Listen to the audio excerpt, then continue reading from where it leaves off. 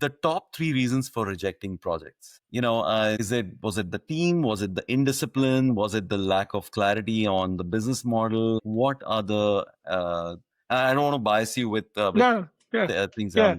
Yeah. I mean, all of the above. I mean, I'll try and put them in some level of an order. A lot of things that come to us, someone wants to make a $20 million biopic about a baseball player. The movie never going to happen. The market doesn't make sense. Movie's historically difficult. You don't have any equity raised, and you're coming to us at a super early stage with challenging subject matter, challenging genre. I just say there's just not a realistic sort of business approach or market fit approach, market demand approach for the project. And I would categorize that as well of just people misbudgeting how much they think a piece of content needs to be made for, which is one discussion versus how much is the piece of content actually worth in the market. We'll have people send us things and say, well, it's going to cost me $20 million to make this.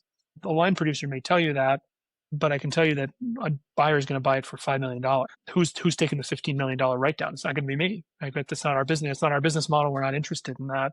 And so I think I would bucket that all into just sort of a misalignment of the business expectations of a piece of content. The second reason to pass on things would be that, to your comment around team, the pieces that you've attached to it are doing more of a disservice. They're more liability than asset to your package. And that could be director, it could be writer, it could be cast, it could be financier, it could be sales company. You have to be super discerning. I know my partner Luke has said this in the past in interviews and discussions that a lot of our business is kissing frogs early on and learning sort of where not to do that again. Doing your homework and building your package requires you to kiss a lot of frogs. I would just suggest to folks, kiss those frogs without putting any binding agreement in place with them where now they're attached to your project or projects going forward, because that makes it really difficult.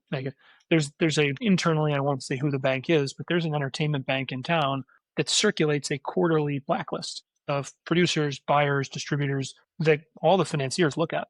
And it gets updated before each market. It just got updated now before Toronto in the next week or so. Oh, wow. Around the corner. Having a seasoned producer who knows sort of who would fall on that list or who is on that kind of a blacklist is really important, because it will just make it an automatic no for someone who knows the business. Right. No, that's fascinating.